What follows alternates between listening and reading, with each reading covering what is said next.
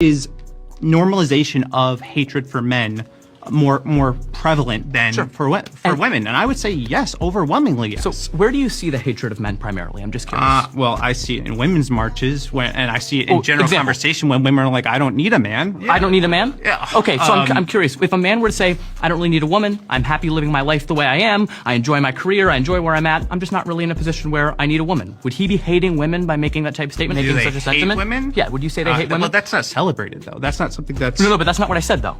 I said, is that an example of hating women?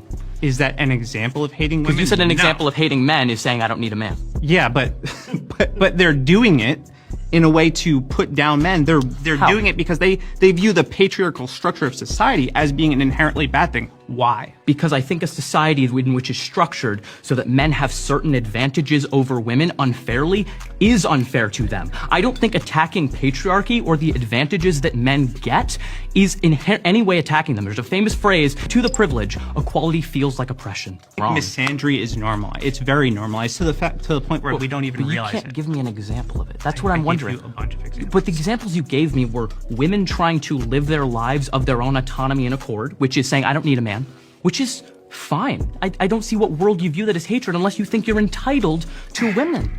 Yeah, but...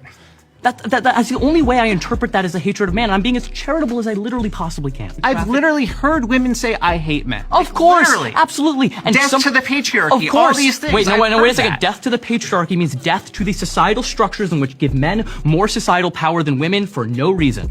That's not the hatred of men unless you think men ought to have that power because they are men. That is the only way you interpret it that way. So all I'm showing here is a lot of these ideas of what you think misandry is are just your misogynistic instincts and assumptions being exposed.